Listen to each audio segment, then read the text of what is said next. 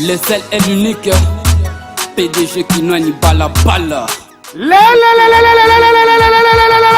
Mwana Kinshasa, mwana Congo, yoka nsango oyo. Awa na Kinshasa, olinyo somba lopango, oteka lopango na yo. Ou encore, ozo lukandako ya kofutela, yoka sango kitoko oyo. Agence immobilière ya solo, sérieuse, responsable peu professionnel. Ezaka Kamoko na Kinshasa, agence immobilière. Ya PDG Kinoani Balabala Kelly Bonheur, le célèbre courtier immobilier, les charismatiques, expert en immobilier. Ate Kakamapangu, neti kaka na filme. Awa!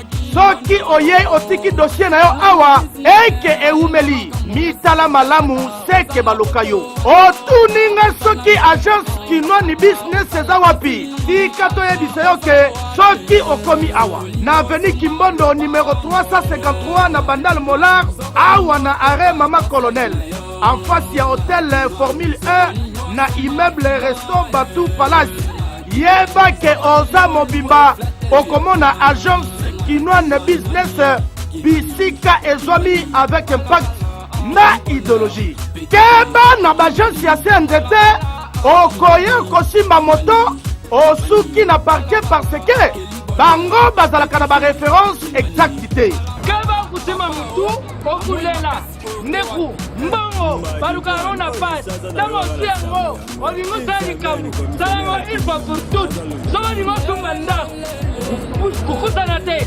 ukenda bipai te yakana Kinoani business noko na ngai yebake na agence immobilière Kinoani business ba travaillaka d'une manière professionnelle. Cela veut dire que bureau na bango evanda bureau climatisé ya solo bongo côté déplacement engaye okokuta parking kuba ba jeep ya solo kotoyo bakendaka kotala bandaku na makolo te kotoyo mosala kitoko noko obengi bango kaka na banimero oyo oza mobimba tala awa na agence immobilière Kinoani business ndeko na ngai lala pongi ya babebe kotoyo mitungisi ekozalaka soki mukete Kinoani boteli baya tocheli bende tulambeli yango